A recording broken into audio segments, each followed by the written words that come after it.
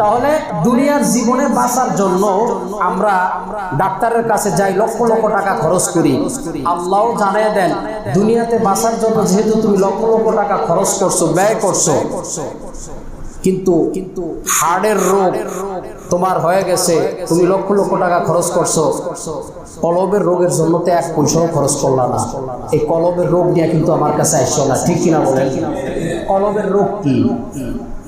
আজকে সমাজে যেই হারে জেনা ব্যভিচার হচ্ছে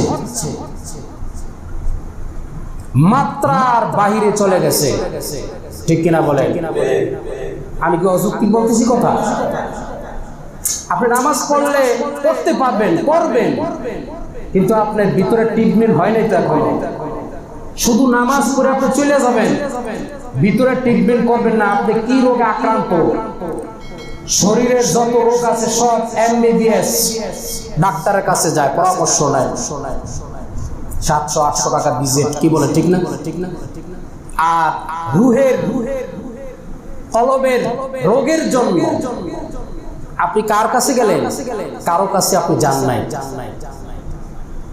যে হুজুর আমার এই সমস্যা, আমি এই রোগে আক্রান্ত, আমি জানি, আল্লাহ জানে, আর আপনারে বললাম। যেহেতু আপনি রুহের ডাক্তার, আপনি আমাদের ইমাম, আপনি আমাদের খতিব, আপনি আমাদের আলেম, আপনি আমাদের ভাই, যেটি হোক না কেন, আমি তো সমস্যা আক্রান্ত, এখন আমি কি করি? আপনি পরামর্শ কিন্তু নেন নাই।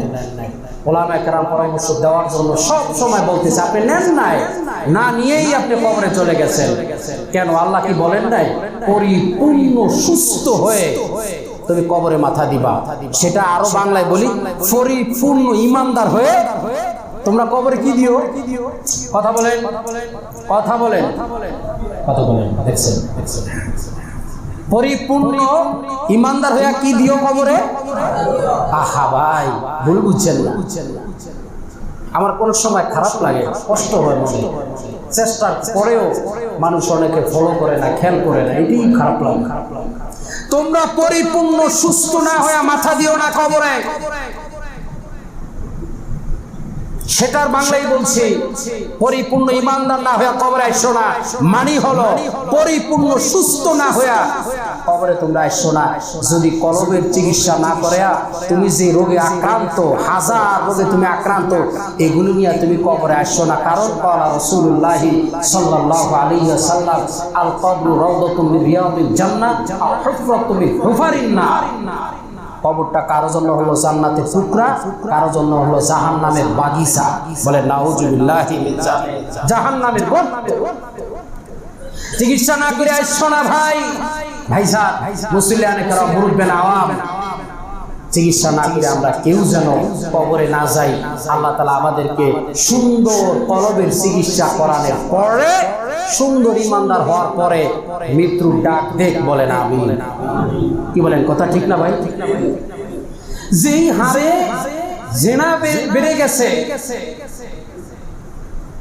আপনি চিন্তা করছে, 7 বছরের বাচ্চা ধান খেতে পুরা রয়েছে, মনে হয়েছে, 7 বছরের মেয়ে, 7 বছরের মেয়ে, তার এখনো তো বয়সই হয়নি। কথা বলেন, 8 বছরের মেয়ে, তার তো কোনো বয়সই হয়নি।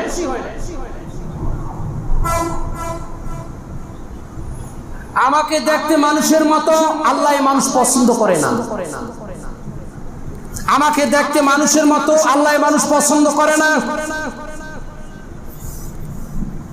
আমার ভিতরটা মানুষের মতো, এটা আল্লাহ পছন্দ করে, বলেন সুবহানাল্লাহ। আমাকে দেখতে সুন্দর লাগে, এটা আল্লাহ পছন্দ করে না। আমার ভিতরটা সুন্দর, এটা আল্লাহ পছন্দ করে, বলেন সুবহানাল্লাহ। কারণ